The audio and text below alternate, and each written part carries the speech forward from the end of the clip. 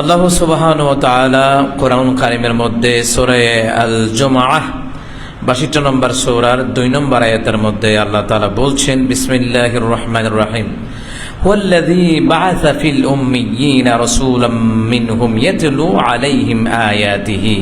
আল্লাহ তাআলা বলছেন, আমি উম্মীদের মাঝে একজন নবী, একজন রসুল আমি আল্লাহ প্রেরণ করেছি, যারা কোনো কিছুই জানতো না, আমি তাদের মধ্য থেকে একজন উম্মি নবী আমি আল্লাহ তাআলা প্রেরণ করেছি, যার কাজ হবে আমি আল্লাহ তাআলার আয়াতগুলি, নিদর্শনগুলি, বিধিবিধানগুলি তোমাদেরকে তিলাওয়াত করে করে শোনায়া দেবে। সুবহানাল্লাহ।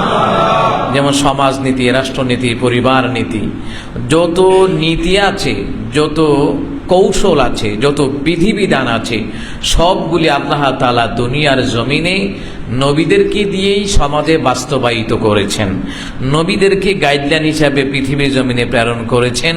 কারণ আল্লাহ তাআলা বলছেন, ওয়ায়ুযাক্কিহিম, তোমাদের অন্তরকে পরিশুদ্ধ করবে, ইউআল্লিমুহুমুল কিতাবা ওয়াল হিকমা, তোমাদেরকে ইলম শিক্ষা দেবে, কিতাব শিক্ষা দেবে, হিকমা শিক্ষা দেবে। وَإِن كَانُوا مِن قَبْلُ لَفِي ضَلَالٍ مُبِينٍ। ইতিপূর্বে যদিও মানুষগুলি গুমরাহির মধ্যে ছিল, ইতিপূর্বে যদিও মানুষগুলি পথভ্রষ্টতায় ছিল, ইতিপূর্বে যদিও মানুষগুলি পাপাচারে লিপ্ত ছিল, এরপরও আল্লাহ তাআলা দয়া করে, মায়া করে মানুষের কাছে আল্লাহ তাআলা নবীকে পাঠিয়েছেন, যেন তাদেরকে বুঝায়া দেয়, যেন তাদেরকে আয়াত দিয়ে বুঝায়া দেয়, যেন তাদেরকে, তাদের অন্তরকে যেন পরিশুদ্ধ করে, অন্তর থেকে যখন কালিমাগুলি দূর, গুনাহের কালিমা যেন দূর করে দেয়, এবং তাদেরকে যেন কিতাব শিক্ষা দেয়। কিতাব হলো কালামুল্লাহ, এটার নাম হলো কি? কালামুল্লাহ। এটার নাম কোরআনুল কারীম, কোরআনুল মাজিদ। ঠিক আছে কথা? আল্লাহ তাআলা বলছেন, আমি এই জন্য তোমাদের মাঝে আমি উম্মীদের মধ্য থেকে একজন নবী পাঠিয়েছি, যারা কোনো কিছুই জানতো না, তাদের মধ্য থেকে আল্লাহ তাআলা নবী পাঠিয়েছেন। এবং নবী আলাইহিস সালামের ভাষা ছিল আরবি, জান্নাতের ভাষাও আরবি, আরবদের ভাষাও আরবি ভাষা। এই পৃথিবীর মধ্যে শ্রেষ্ঠ ভাষা কোনটি বলেন তো? আমরা জানি যে ইন্টারন্যাশনাল ভাষা হলো ইংলিশ, নাকি? কিন্তু দুনিয়া ও আখিরাতের জন্য সর্বোৎকৃষ্ট ভাষা, শ্রেষ্ঠ ভাষা হচ্ছে আরবি ভাষা। সুবহানাল্লাহ। কি ভাষা? কারণ আমরা যখন নামাজে দাঁড়াই, ইমাম সাহেব কি বাংলাতে তিলাওয়াত করেন না আরবিতে? রমজান মাস আসলে খতমে তারাবি পড়ি বাংলাতে না আরবিতে? আবার যখন কবরে এমন করোনাকির ফেরেশতা সওয়াল জবাব করবে, বাংলাতে না আরবিতে? নবী বললেন, জান্নাতীদের ভাষা হবে আরবি, আল্লাহর ভাষাও আরবি, ফেরেশতাদের ভাষাও আরবি। সুবহানাল্লাহ। তো যারা কোনো কিছুই জানতো না, তাদের মধ্য থেকে, যেমন সমাজের মধ্যে অনেক লোক আছে মূর্খ, আবার অনেকে আছে জ্ঞানী, আছে না নাই? তাহলে মূর্খদের মধ্য থেকে আল্লাহ তাআলা কি করেছেন? জ্ঞানী লোক তৈরি করেছেন, শিক্ষিত লোক তৈরি করেছেন। ঠিক না? ঠিক না? ভালো লোক তৈরি করেছেন।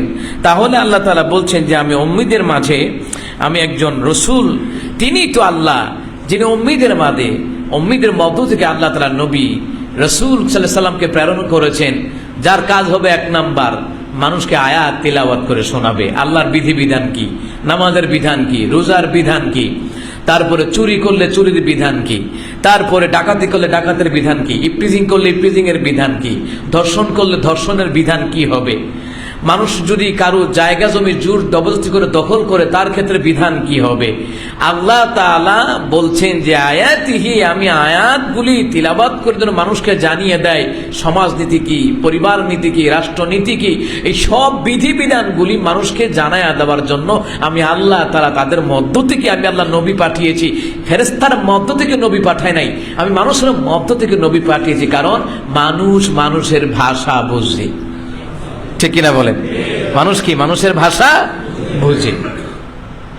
আল্লাহ বলছেন যে আয়াত যখন তিলাওয়াত করে শোনায়া দেবে, বিধিবিধানগুলি, আদেশ নিষেধগুলি যখন শোনায়া দেবে, ওয়াযাক্কিহিম, দেখা গেছে মানুষ এর আগে পাপের ব্যাপারে জানতো না, গুনাহের ব্যাপারে জানতো না, জানার ভয়ঙ্কর শাস্তি স্বরূপ হিসাবে জানতো না।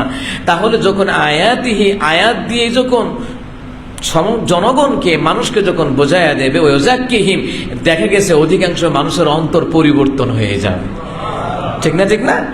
যেমন সমাজের ভিতরে অনেকে আগে দাঁড়িয়ে রাখতো না, অনেকে আছেন এখন দাঁড়িয়ে আছে, আগে দাঁড়িয়ে রাখতেন না। যেমন ওলামায়ে কেরাম যখন কোরআনের আয়াত দিয়ে হাদিস দিয়ে বলার কারণে আস্তে আস্তে করে আপনার ভিতরে একটা পরিবর্তন আসছে, এটাই ওয়াজাক্কিহিম, আল্লাহ আপনার অন্তরটাকে পরিশুদ্ধ করে দিয়েছে। সুবহানাল্লাহ। ওই আল্লিমুহুমুল কিতাব, ইলম শিক্ষা দেবে, যে বিষয়ে জানতো না। আচ্ছা, নামাজের বিষয় কি আমরা সবাই জানতাম? আমরা জানতাম না। আমরা জেনেছি নবী আলাইহিস সালামের কাছ থেকে। নবী জেনেছেন কার কাছ থেকে? গোটা পৃথিবীর জমিনে নবী বলছেন আমার শিক্ষক হচ্ছেন আল্লাহ, আর গোটা পৃথিবীর জমিনের মানব জাতির শিক্ষক হচ্ছেন মুহাম্মদুর রাসূলুল্লাহ সাল্লাল্লাহু আলাইহি ওয়াসাল্লাম। এইজন্য আল্লাহ বলেছে ওয়া আল্লিমুহুমুল কিতাব, ইলম শিক্ষা দেবে তো দেবে, কিতাবও শিক্ষা দেবে। এই কিতাব হলো কোরআনুল কারীম। সুবহানাল্লাহ। এই কিতাব শিক্ষা দেবে, এই কোরআনুল কারীম শিক্ষা দেবে। এখন এই কোরআনুল কারীম যারা শিখায় তাদের ব্যাপারেও হাদিস এসেছে এবং কোরআনের বাণী এসেছে। যেমন কিতাবের মধ্যে এসেছে খায়রুকুম মান তাআল্লামাল কুরআন ওয়া আল্লামাহু, যারা মানুষকে কিতাব শিক্ষা দেয়, কোরআন শিক্ষা দেয়, তোমাদের মধ্যে ওই ব্যক্তি উত্তম যে কোরআন শিক্ষা দেয়, নিজে কোরআন শিখে অপরদেরকে শিক্ষা দেয়, সে কিন্তু উত্তম ব্যক্তি। সুবহানাল্লাহ। তাহলে আসমান এবং জমিনের, আসমানের নিচে এবং জমিনের উপরে সবচেয়ে উত্তম ব্যক্তি, ভালো ব্যক্তি কারা? যে উলামায়ে কেরাম জাতিকে মানুষকে কোরআন শিক্ষা দেয়। সুবহানাল্লাহ। এটা আমার কথা নয়, এটা আল্লাহ রাসূলের কথা। এটা কার কথা? আল্লাহ এবং তার রাসূল সাল্লাল্লাহু আলাইহি সাল্লামের কথা।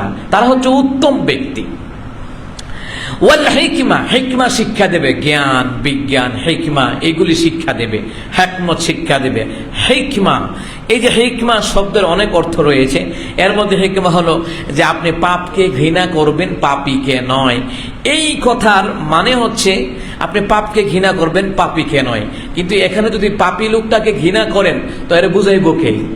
সুতরাং আপনাকে কৌশল অবলম্বন করে তাকে বোঝাতে হবে যে পাপটা হচ্ছে খারাপ। তুমি মানুষকে আল্লাহ তাআলা আশরাফুল মাখলুকাত বানিয়ে দিয়েছে, আসো তুমি কোরআনের পথে আসো, তোমার জন্য তওবার দরজা খোলা রয়েছে। সুবহানাল্লাহ।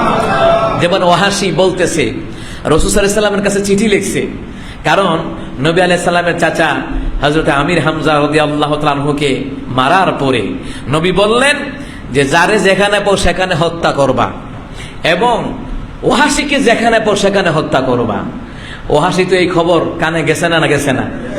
কারণ হচ্ছে আমি এখানে যে কথা বলি এগুলো ছড়ে যায়, আপনি যেখানে কথা বলছেন, আপনি যার বিরুদ্ধে বলেন আর পক্ষে বলেন, কথাগুলি ছড়িয়ে যায়, যায় না? একটা মিছিল শুধু সব আমার পক্ষের লোক না, অন্য দলেরও আছে, এরা গিয়ে কয়ে দিব এটা কইছে, ঠিক না?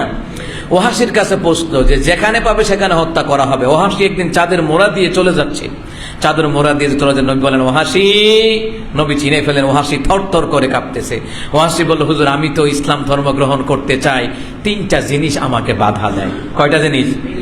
এক নাম্বার, আপনি বলেছেন যে সবচেয়ে বড় অপরাধী যারা আল্লাহর সাথে শিরিক করে, যারা মানুষ হত্যা করে, যারা জিনা ব্যভিচার করে। এই তিনটা অপরাধ আমার কাছে তো আছে, চুরির অভ্যাসটাও আছে, অগ্নি পূজাও আছে, সূর্য পূজা, চন্দ্র পূজা, সবকিছু আমার মধ্যে রয়েছে। আমি তো চাই তওবা করতে, আমি চাই ফিরে আসতে, কিন্তু এই তিনটা কথা আমাকে বাধা দেয়। এবং সূরা ফুরকানের মধ্যে তিনটা কথা এসেছে, ওয়াল্লাযীনা লা ইয়াদউনা মা'আল্লাহি ইলাহান আখার ওয়া লা ইয়াকতুলুনা আন-নাফসাল্লাতী হারামাল্লাহু ইল্লা বিল হাক্কি ওয়া লা ইয়াজনুন। ওয়াসি এই তিনটা এই বাক্য লিখে বলতেছে এই তিনটা জিনিস আমাকে বাধা দেয়। নবী আলাইহিস সালাতু ওয়াস সালাম তিনি অপেক্ষা করছেন, আল্লাহ তাআলা আয়াত নাজিল করে দিলেন ইল্লা মান তাবা, তবে যদি তওবা করে ফিরে আসে আল্লাহ তার জীবনের গুনাহগুলি মাফ করে দিয়ে সওয়াব দিয়ে বদলায় তার আমলনামায় দান করে দিবে। তাহলে এই যে দেখেন আল্লাহর পক্ষ থেকে আয়াত নাজিল হয়ে গেল, কারণ কি জানেন নি? কারণ ওহাসি চাইছে যে খাস দিলে আমি তওবা করে ফেলি। এই জন্য অন্তরের খবর জানেন কে? আল্লাহ পাক জানেন। এই জন্য কিন্তু নবী আলাইহিস সালাতু ওয়াস সালাম তাকে এই কোরআনের হিকমা দিয়া, কোরআনের আয়াত দিয়া, আল্লাহর পক্ষ থেকে আয়াত নাজিল হয়ে গেল। নবী আলাইহিস সালাতু ওয়াস সালাম ওহাসিকে বললেন এই নাও, তোমার কথার উপরে ভিত্তি করে আল্লাহ তাআলা আয়াত নাজিল করে দিয়েছেন। আপনি দেখুন যে ওহাসিকে নবী বলতেন যে ওহাসি কখনো আমার সামনে বসবা না, তুমি পিছনে বসবা, কারণ তোমাকে দেখলেই আমার চাচার হত্যার কথা মনে হয়ে যাবে। কি হয়ে যাবে? আমার চাচার হত্যার কথা মনে হয়ে যাবে, এই জন্য আমার সামনে দিয়ে বসবা না, আমার পিছনে বসবা। কিন্তু তাহলে হিকমা হচ্ছে এমন শব্দ যেটা হচ্ছে যে হিকমত, হিকমত মানে কি? আপনি হক কথা বলবেন না, তসবিহ নিয়ে বসে থাকবেন, কোরআন শরীফ নিয়ে বসে থাকবেন, ভালো, তসবিহ আমলও ভালো, কোরআন তেলাওয়াত ভালো, জিকির আজকার ভালো, কিন্তু হকমা এই নয় যে পাপাচার হচ্ছে সমাজে, রাষ্ট্রে পাপাচার হচ্ছে, দুর্নীতি হচ্ছে, আর আপনি মুখ বন্ধ করে বসে থাকবেন। মানে হেকমা মানে আপনি পিঠ বাঁচাইতেছেন। আল্লাহকে পিঠ তো বাঁচাইতে পারবি না, মরণের সময় কালিমা নসিব হবে না। কারণ নামাজ যেরকম ফরজ, সত্য কথা বলা তেমন ফরজ। আরে একদিন তো মরতেই হবে, তো সত্যের পথ থেকে মরি, একদিন তো মরতেই হবে, তা আল্লাহ রাসূলের পথ থেকে মরি, যেন আমার মরণটা যেন সফল কাম হয়ে যায়। সুবহানাল্লাহ। তাহলে হিকমা দিয়ে মানুষকে দিনের পথে আনার জন্য বলেছেন। যেখানে হেকমত অবলম্বন করার কথা, এখানে হেকমত অবলম্বন হচ্ছে আমাকে কৌশল করতে হবে কিভাবে তাদেরকে পাপাচার থেকে কি করা যায়, কথা কন, কি করা যায়, ফেরানো যায়, সেই কৌশল অবলম্বন করতে হবে। এই হেকমা দিয়ে আমাদের আরো কতগুলো অবলম্বন, যেমন সারা দেশে মাজার ভাঙচুর হচ্ছে না? সারা দেশে তাওহীদের জনতা মাজার ভাঙচুর করছেন, সারা দেশে হচ্ছে।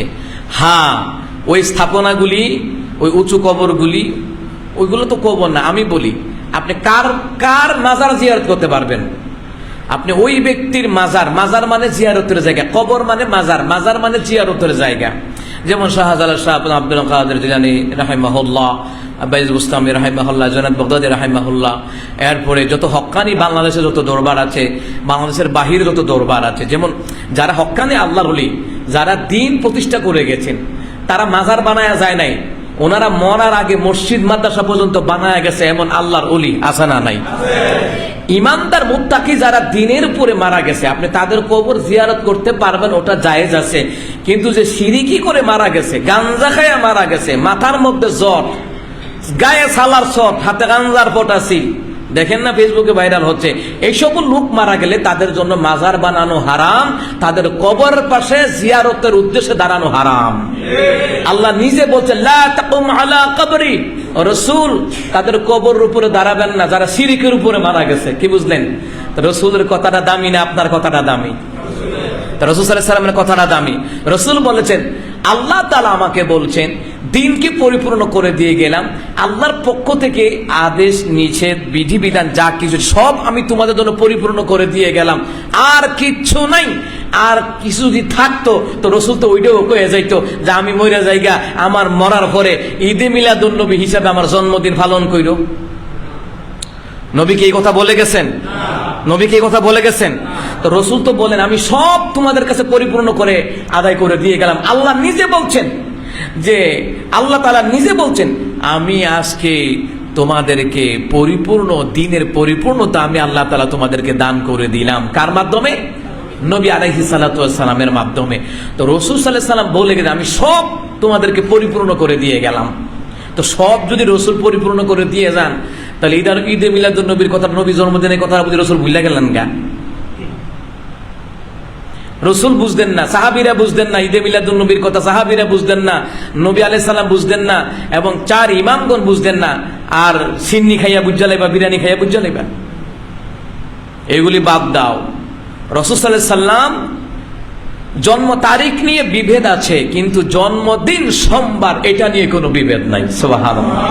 এই দিন রোজা রাখবেন, এটা হচ্ছে সত্যিকার অর্থে রাসূল প্রেমিকদের কাজ হচ্ছে কি রাখা? রোজা রাখা। ওদের মিছিল মিটিং করা যাবে না, হ্যাঁ জশ্ন জুলুস করা যাবে না। কারণ বলতে পারেন হুজুর তাহলে কি করা যাবে?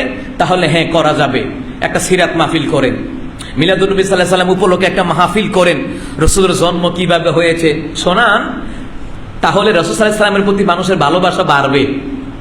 ঠিক কিনা বলেন? যে নবী সাল্লাল্লাহু আলাইহি সাল্লামের মিলাদুন নবী, নবী সাল্লাল্লাহু আলাইহি সাল্লামের জন্ম, মিলাদুন নবী সবাই মানে না কারা আবার কম? মিলাদুন নবী সবাই মানেন না? রাসূল সাল্লাল্লাহু আলাইহি সাল্লামের জন্ম মানেন না? মিলাদ মানে জন্ম, আর নবিয়্যু নবী সাল্লাল্লাহু আলাইহি সাল্লামের জন্ম। তো নবী সাল্লাল্লাহু আলাইহি সাল্লামের মিলাদ সবাই মানে, কিন্তু কিছু মানুষ এরা সমাজের মধ্যে বলে বেড়ায় মিলাদুন নবী আমরা মানি না, আপনারা মানেন না। চিন্তা করেন, নিজেরা বিভেদ তৈরি করে, অথচ নবী সাল্লাল্লাহু আলাইহি সাল্লামের জন্ম এটা সবাই মানে, শিয়া এবং কাদিয়ানীরা ছাড়া।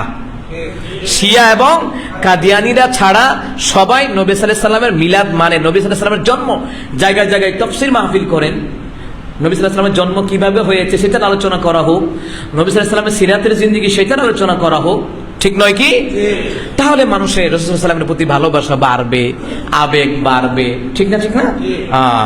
তাহলে যে বিষয়টুকু বলতেছিলাম হিকমার কথা, হিকমত অবলম্বন করা এই নয় যে হক কথা বলা যাবে না। রাসূল মার খেয়েছেন, তিনি হিকমতের সাথেও দাওয়াত দিয়েছেন, সরাসরিও দাওয়াত দিয়েছেন, মার খেয়েছেন, নির্যাতিত হয়েছেন। এরপর নবী সাল্লাল্লাহু আলাইহি ওয়াসাল্লাম আল্লাহ দিনের পথ থেকে, ইসলামের পথ থেকে চুল পরিমাণ পিছপা হন নাই। এরপর আল্লাহ বলছেন وَإِن كَانُوا مِن قَبْلُ لَفِي ضَلَالٍ মুবিন। আল্লাহ তাআলা বললেন আমি এই জন্য তাদের মাঝে নবী পাঠিয়েছি, তাদেরকে কিতাব শোনায়া দেবে, হিকমা শিখায়া দেবে, জ্ঞান বিজ্ঞান শিখায়া দেবে, আয়াত শোনায়া দেবে, তাদের অন্তরকে পরিশুদ্ধ করবে। যদিও তারা এর আগে গুমরাহির মধ্যে লিপ্ত ছিল, এরপরও তাদের স্বার্থের জন্য, তাদের উপকারের জন্য আমি রাসূল দুনিয়াতে পাঠিয়েছি। সুবহানাল্লাহি ওয়া বিহামদি। এরপর আল্লাহ তাআলা বলছেন قل يا أيها الناس إني رسول الله إليكم جميعا। হে রাসূল, হে মানুষ, শোনাও আমি তোমাদের প্রতি সবার জন্য, গোটা বিশ্ববাসীর জন্য আমি আল্লাহ তাআলা তার রাসূলুল্লাহকে গোটা মানুষের জন্য নবী করে পাঠিয়েছি, গোটা মানব জাতির জন্য। আবার হাদিসে বলা হয় গোটা কুল কায়নাতের জন্য আল্লাহ তাআলা তার রাসূলকে দুনিয়ার জমিনে প্রেরিত করেছেন। কে প্রেরণ করলেন? আল্লাযী লাহু মুলকুস সামাওয়াতি ওয়াল আরদ, আসমান এবং জমিনের রাজত্বের মালিক যিনি, তিনি আমার রাসূলকে গোটা দুনিয়ার মানুষের জন্য নবী করে পাঠিয়েছে। সুবহানাল্লাহ। আল্লাহ সেটা জোর করে বলছেন। জানো কে পাঠিয়েছে আমার রাসূলকে? আল্লাযী লাহু মুলকুস সামাওয়াতি ওয়াল আরদ, আরে তিনি পাঠিয়েছেন যিনি আসমান এবং জমিনের রাজত্বের মালিক। সুবহানাল্লাহ। ওই আল্লাহ পাঠিয়েছেন। লা ইলাহা ইল্লা হুয়া ইউহয়ী ওয়া ইউমীত, যিনি ছাড়া কোনো ইলাহা নাই, যিনি জীবন দান করেন, যিনি মরণ দান করেন। তাহলে জীবন এবং মরণ যিনি দান করেন, তিনার ক্ষমতা বেশি না কম? ওই আল্লাহর ক্ষমতায় আমার রাসূলুল্লাহ হচ্ছেন গোটা দুনিয়ার কুল কায়নাতের, গোটা দুনিয়ার মানুষের নবী। আল্লাহ তাআলা বলছেন ফামিনু বিল্লাহি ওয়া রাসূলিহিন নাবিয়্যিল উম্মিয়্যিল্লাযীনা ইউমিনু বিল্লাহি ওয়া কালিমাতিহি ওয়াত্তাবিউহু লাআল্লাকুম তাহতাদুন। তোমরা আল্লাহর নবীর প্রতি ঈমান আনো, আমার পরে তুমি নবীর প্রতি ঈমান আনো, এবং যে ব্যক্তি আল্লাহ এবং তার রাসূল সাল্লাল্লাহু আলাইহি সাল্লামের উপরে যে নাজিল করা হয়েছে বাণী সমূহের উপরে যারা ঈমান আনে, তোমরা তার অনুসরণ করো, আমার নবীর অনুসরণ করো। আশা করা যায় তোমরাই হেদায়েত প্রাপ্ত হবে। হেদায়েত প্রাপ্তর চূড়ান্ত সফলতা হলো জান্নাতুল ফিরদাউস। তাহলে আল্লাহ তাআলা বলছেন রাসূল, আপনাকে দুনিয়ার জমিনে যে পাঠিয়েছে আপনি কোরআন দিয়ে দাওয়াত দিবেন। ওয়া ইন্নাহু লাযিকরুন লাকা লিকাওমিকা ওয়া সাওফা তুসআলুন। নিশ্চয় আপনার জন্য কোরআন আপনার কওমের জন্য উপদেশ হিসাবে আমি আল্লাহ তাআলা নাজিল করে দিলাম। অচিরেই আপনাকে জিজ্ঞাসা করা হবে। রাসূলকে আল্লাহ তাআলা বলেন আপনাকে কিন্তু জিজ্ঞাসা করা হবে, আপনার উপরে যে কোরআন নাজিল করেছি আপনি যথাযথভাবে আপনার কওমের কাছে কোরআনের দাওয়াত পৌঁছিয়েছেন কিনা। আল্লাহ তাআলা বলছেন। এরপর আল্লাহ তাআলা সুন্দর করে জানা দিলেন, ও নবী, শুধু আপনাকে দুনিয়ার জমিনে গোটা মানব জাতির কল্যাণের জন্য নাজিল করলাম, শুধু তাই নয়, আপনার মতো অসংখ্য নবীর উপরও আমি আল্লাহ তাআলা দায়িত্ব দিয়ে পাঠিয়েছি। কাফের বেঈমানের কাছে দায়িত্ব দেওয়ার জন্য, কাফের বেঈমানের কাছে দাওয়াত দেওয়ার জন্য আমি আল্লাহ শুধু আপনাকে যে নবী হিসাবে পাঠিয়েছি তা নয়, মুসা কালিমুল্লাহকেও নবী হিসাবে পাঠিয়েছি, ঈসা রুহুল্লাহকেও পাঠিয়েছি, ইব্রাহিম আলাইহিস সালাম, ইয়াহইয়া আলাইহিস সালাম, যাকারিয়া আলাইহিস সালাতু ওয়াস সালাম, সালেহ আলাইহিস সালাম, হুদ আলাইহিস সালাম, অসংখ্য নবীদেরকে আমি আল্লাহ যার যার কওমের কাছে দ্বীনের দাওয়াত দেওয়ার জন্য আমি আল্লাহ পাঠিয়েছি। যেমন আল্লাহ তাআলা বলেন وَلَقَدْ أَرْسَلْنَا مُوسَى بِآيَاتِنَا إِلَى فِرْعَوْنَ وَمَلَائِهِ فَقَالَ إِنِّي رَسُولُ رَبِّ الْعَالَمِينَ।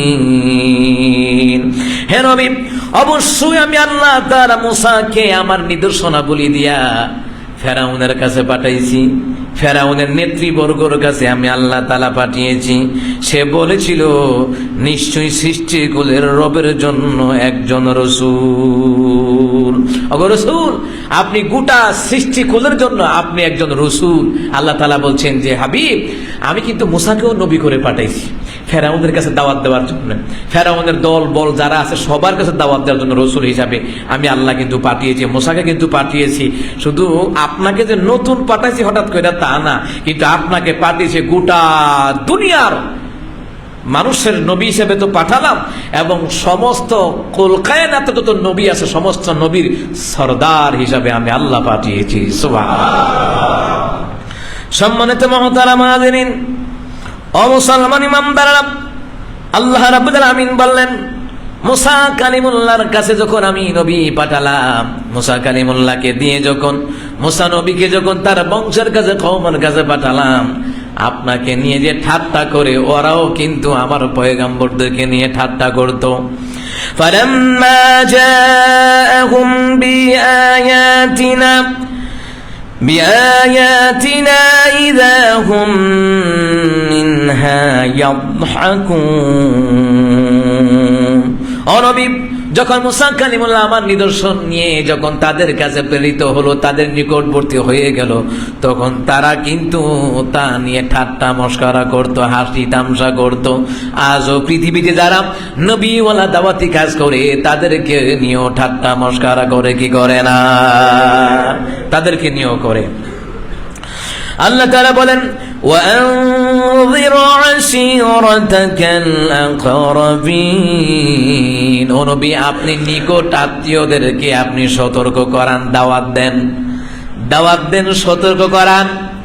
আল্লাহ তাআলা বলেন ও নবী, আপনি শুধু আপনার কওমের কাছে দাওয়াত দিবেন তা হয় নয়, আপনার দাওয়াত তাদের জন্য যারা এখনো দুনিয়ার জমিনে আসে নাই, তাদের জন্য আপনার দাওয়াত প্রযোজ্য হয়ে থাকবে।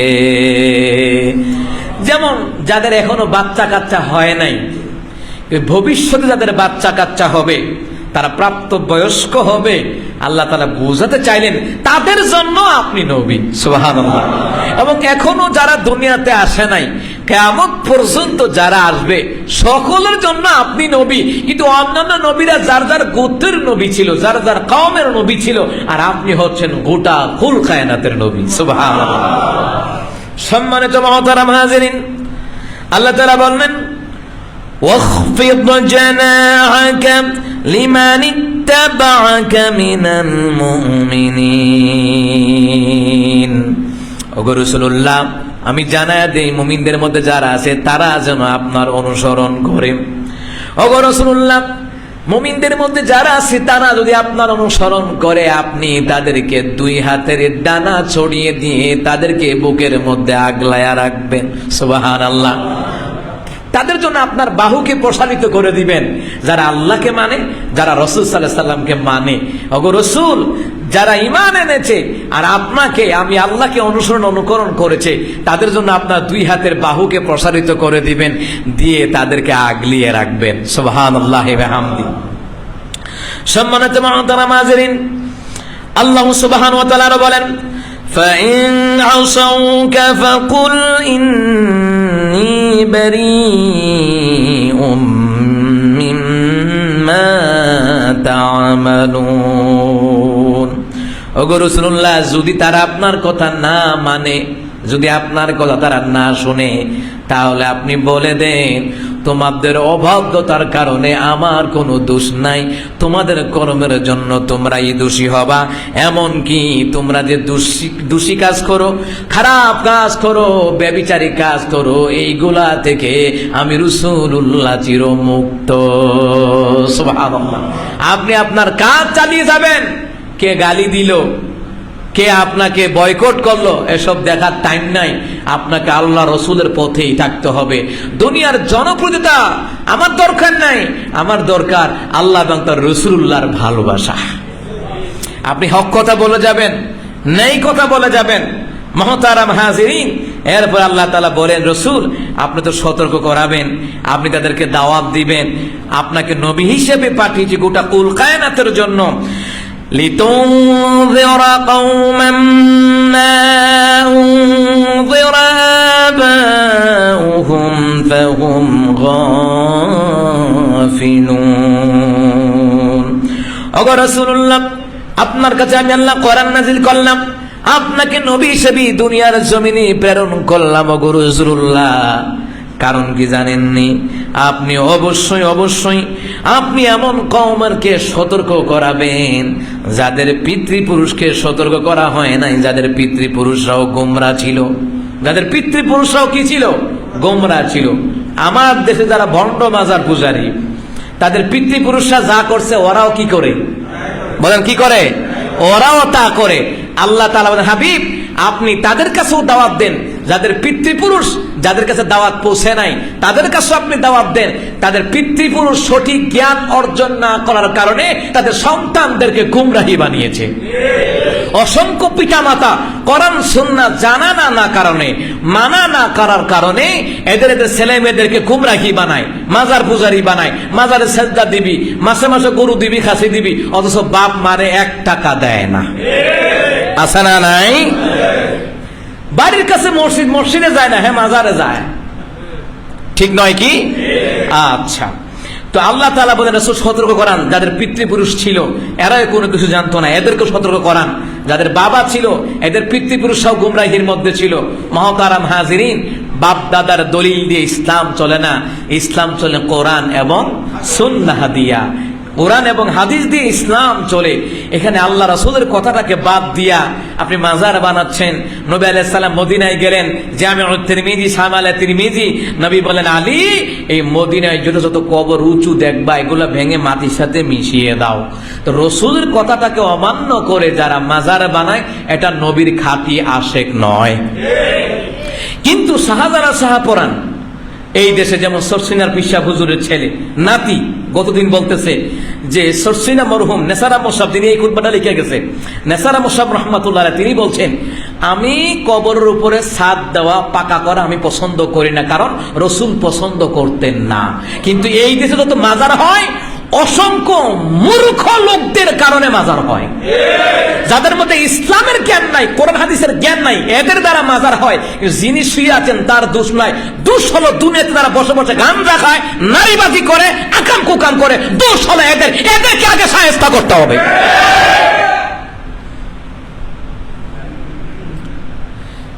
এবার ভণ্ড ভণ্ড যে স্থাপনা আছে, ভণ্ড ভণ্ড যে আস্থান আছে, যেগুলি স্থাপনা হয়নি, হওয়ার প্রস্তুতি চলছে, ভেঙে দিতে হবে। আবার অনেক আলেমরা বলতেছে যে এখন বিল্ডিং দিয়ে ভেঙে লাইলে পরে তো সুযোগ পেলে তারা আবার করব। আসলে তো ঠিক। তাহলে ওনাদের কথাটা হচ্ছে, তাহলে যেখানে গাঞ্জার আসর হয়, মদ গাঁজার আসর হয়, নারীবাজের আসর হয়, এইগুলো আগে ভাঙতে হবে। এখানে যাতে কোনো ইসলাম বিরোধী কর্মকাণ্ড না করতে পারে এইটা প্রতিহত করতে হবে। গোলাপ সার মাজারে গেছে কালকে একদল আশেকে রসুল, অথচ এই দেশে আসাদ নূরের মতন, মুফাজ্জলের মতন কলাঙ্গার আমার রাসূল সাল্লাল্লাহু আলাইহি ওয়াসাল্লামকে নিয়ে কটূক্তি করে, আমাদের আয়েশার চরিত্রকে নিয়ে ব্যঙ্গ করে, আমার রাসূলকে নিয়ে ব্যঙ্গ করে। ওই সময় এদেরকে নবীর অপমান করছে, অপমান নবীর সম্মান রক্ষায়, আমাদের আয়েশার সম্মান রক্ষায় আন্দোলনের মাঠে পাওয়া যায় না। তাহলে এইগুলি সবগুলি যারা মাজার রক্ষায় আন্দোলন করে, এটি সবগুলি গাঞ্জাখুর। এই যে আজান দিলে মসজিদেও যায় না, দেখবেন এটা আজান দিলে মসজিদেও যায় না। আমি শাহজালালেও গেছি, শাহপরানও গেছি, সেখানে গত পরশুদিন মিটিং হয়েছে যে এই মাজারে এখন থেকে গান বাজনা হবে না। এটাই হওয়া উচিত, কারণ শাহজালাল, শাহপরান তারা বাতিলের বিরুদ্ধে সংগ্রাম করেছেন। এটাই হওয়া উচিত। তাফসীর মাহফিল হবে, আল্লাহর ওলিরা সত্য, তারা কোরআন হাদিস মেনে প্রচার করেছে। মারুদ্দিন চিশতি রহমাতুল্লাহ আলাইহি 90,000 থেকে 90 লক্ষ কাফেরদেরকে মুসলমান বানিয়েছেন, ওনার অবদান আছে না নাই? কিন্তু আমরা যাদের কথা বলি ভণ্ডদের বিরুদ্ধে বলি, তো তোদের গায়ে লাগে কেন? বুঝা গেছে তোরাও ভণ্ড। একটু আগে আসার পথে এক ভণ্ড ফোন দিয়ে আপনার সমস্যাটা কি মাজারের বিরুদ্ধে কোন? আমি কি তুই কি ভণ্ড? তুই কি ভণ্ড? তুই ভণ্ড হলে তোর গায়ে লাগবে, আর ভণ্ড না হলে তোমার গায়ে লাগবে না। আমি তো বলেছি যারা ভণ্ড, মাজারে ভণ্ডামি হয় না? গোলাপ স্যার মাজারে গিয়া দেখেন আজানের টাইমে একটাও নামাজ পড়ে না, গিয়া দেখেন গিয়া তালামালা ঝুলাইতে শেষ, এরপরে ফুল টুল সহকারে পর্যন্ত। আচ্ছা আপনারাই বলেন, এই দেশে আমরা যারা জীবিত মানুষ আছি এদের জন্য ঘর দরকার, ঠিক নয় কি? কিন্তু যারা মরে গেছে ওনার জন্য কি ঘরের দরকার আছে? ঘরের দরকার আছে? দরকার নাই তো। কিন্তু নামাজের খবর নাই, হে বাবার জন্য জীবন দিতে রাজি, রসুলের অপমান হয় ওই সময় আন্দোলনের মাঠে পাওয়া যায় না, তখন কয় না যে নবীর অপমানের জন্য জীবন দিতে রাজি। এই কথাটা মুখ দিয়ে বের হয় না, কারণ মাজার ভাঙ্গা দিলে, মাজারের যদি সবকিছু আস্তানা ভেঙে দেওয়া হয়, মাজার আস্তানার কথা বলতেছি যেখানে ভণ্ডামি হয়, ওইগুলা ভাঙ্গা দিলে সূক্ষ্ম জ্ঞানে যে ঠান্ডা মাথায় গাঞ্জা খাইতো, ওই গাঞ্জার আসরটা জমাইতে পারতো না। ওখানে গেলে আরামে খাওয়ান যায়, ওখানে গেলে গাঞ্জা টাঞ্জা একটু আরামে খাওয়ান যায়, আরামে তো আর খাইতারত না। এর লেগে এই অবস্থা। বন্ডামি করে জায়গা পাও না। তুমি রসুলের থেকে তুমি আল্লাহর ওলি বড় না রসুল বড়? বলেন সাহাবি বড় না রসুল বড়? রসুল বড়। আচ্ছা আল্লাহর ওলি বড় না সাহাবিরা বড়? সাহাবিরা। এক একটা সাহাবী আকাশের নক্ষত্র তুল্য, সুবহানাল্লাহ। রাসূল সাল্লাল্লাহু আলাইহি ওয়াসাল্লাম তিনি বলেন, যে কেউ আমার একটা আপনা সাহাবীর অনুসরণ করবে ওই ব্যক্তি হেদায়েত প্রাপ্ত হয়ে যাবে। সুতরাং যেখানে ভণ্ডামি হয়, নারী পুরুষে গান বাজনা হয়, ভান্ডারি গান, বাউল গান, তাহিরি মার্কা গান, আলাউদ্দিন জিহাদির মতন গান, এরপরে মাইজ ভান্ডার, আটরশি, রাজারবাগি, কুতুববাগি, দেওয়ানবাগি, যত ভণ্ড আছে এটি ভাঙতেই হবে। এদের চাইতে ভালো ভালো লোক সাধারণ কবরে শুয়ে রয়েছে, যারা নামাজি আল্লাহ ওয়ালা মুত্তাকি, এরা আল্লাহর ওলি। এদের যখন কবর দেওয়া হবে, কবর মানে মাজার, মাজার মানে জিয়ারতের জায়গা, কিন্তু শিরিক কুফর করে মারা যায়, তাদের কবরের পাশে জিয়ারতের জন্য যাওয়া যাবে না, হারাম। ব্রাহ্মণবাড়িয়াতে দেখলাম আর গাজীপুরে একটা মাজার দেখলাম, আগুন ধরায় তাওয়াফ করে। কেমন শয়তান দেখছেন? আগুন ধরায় তাওয়াফ করে, নাউযুবিল্লাহ। একমাত্র তাওয়াফের জায়গা হলো মক্কা মদিনা। কথা কোন ঠিক কিনা? দেখছেন, নারী পুরুষ। এই জন্য রাসূল বলছেন অধিকাংশ নারীরা জাহান্নামে যাবে। ওরা জামাই সংসার ছাড়তে রাজি, মাজার আওয়া বন্ধ করতে রাজি না। আমি নিজে দেখছি এরা জামাই সংসার পর্যন্ত ছাইরা দেয়। জামাই কত রুলে খাইতাম না, খাইলে কাজ না খাইলে নাই, কিন্তু আমি বাবারে ছাড়তাম না, আর বাবারে ছাড়তাম না। অথচ রাসূল বললেন, যে কোনো নারী যদি তার স্বামীকে শ্রদ্ধা করে ভালোবাসে আর স্বামীকে খুশি রাখে, ওই নারী হাসতে হাসতে ফাতেমার সাথে জান্নাতে যাবে। হে বাবার পাগল, আমরা তো ভণ্ডদের বিরুদ্ধে বলি, তোদের গায়ে লাগে কেন? আরে বাড়িতে বাড়ি দিলে গুনাহগার সাথে কেন? কথা কন্টে কি না? আমরা তো ভণ্ডদের বিরুদ্ধে বলি, কিন্তু হক্কানে আল্লাহর ওলিদের বিরুদ্ধে আমরা কখনো কোন আলেম বলে না। এরা নিজের গায়ে মাখে, মানে এরা ভণ্ডামি করে, এদের মধ্যে এই খাইচত্রা আছে, এদের মধ্যে এই অ্যালার্জি রোগটা আছে। মুহতারাম হাজিরিন, তাহলে আল্লাহ সুবহানাহু ওয়া তাআলা তার রাসূলকে দুনিয়াতে পাঠিয়েছেন, কিন্তু কিভাবে পাঠিয়েছেন মিলাদুন নবীর দিন যদি এই আলোচনা করা হয়, হ্যাঁ, এবং এই দিন আমরা রোজা রাখবো ইনশাআল্লাহ। ইনশাআল্লাহ বলেন ইনশাআল্লাহ আমরা রোজা রাখবো। কি রাখবো? রোজা রাখবো। এই যে রবিবারে সেহরি খাইবেন, সোমবার দিন রোজা রাখবেন ইনশাআল্লাহ। কারণ সোমবার দিনের ব্যাপারে কোনো মত পার্থক্য নাই, কিন্তু কেউ বলে 2 তারিখ, কেউ বলে রবিউল আউয়ালের 8 তারিখ, কেউ বলে 12 তারিখ, এভাবে তারিখের ব্যাপারে মতানৈক্য আছে। কিন্তু সোমবার দিন রাসূল বলছেন এই দিনটা মিস নাই, এই দিনে আল্লাহ দুনিয়াতে আমাকে পাঠিয়েছেন। সুবহানাল্লাহ। আমি তো রবিউল আউয়াল আছে, আমি আমলটা করি, আলহামদুলিল্লাহ, রোজা রাখি, এটাই রাসূলের কথাই হলো চূড়ান্ত কথা। মানুষের বানোয়াট কথা চলবে না। রাসূল সাল্লাল্লাহু আলাইহি ওয়াসাল্লামের কথা, সাহাবীদের কথা, তাদের কথাই হলো চূড়ান্ত কথা। আর তাদের কথা মাইনেই শাহজালাল শাহপরান তারা আল্লাহর ওলি হইছেন। তোদের মতো ভণ্ডামি করে ওলি হয় নাই। ওনারা সাহাবীদের কথা মানতেন, তাবিঈদের কথা মানতেন, কথা কোনটা কিনা? আল্লাহ রাসূলের কথা মানতেন, মাইনে আল্লাহর ওলি হইছেন। আর তুমি গাঞ্জা খাইয়া সিদ্ধি খাইয়া তুমি ওলি হয়ে যাবে। একটা কালকা দর্শ সাংবাদিকে দইটা কয় নামাজ পড়েন না, আমি 50 ওয়াক্ত পড়ি, তে বলে 50 ওয়াক্ত করে। চিন্তা করেন কেমন মাতালের মাতাল, এদের ঈমান আছে না গেছে? ঈমানই নাই এদের, মুশরিক। সুতরাং যারা হক্কানি আল্লাহর ওলি, তাদের জন্য যেমন অনেক জায়গায় মসজিদ মাদ্রাসা কইরা গেছে, যেখানে মানুষ কোরআনের আলো, কোরআনের নূর, হাদিসের নূর খুঁজে পাবে, মানুষগুলোকে হেদায়েতের পথে আনা যাবে, এরকম জায়গা প্রতিষ্ঠিত করার দরকার।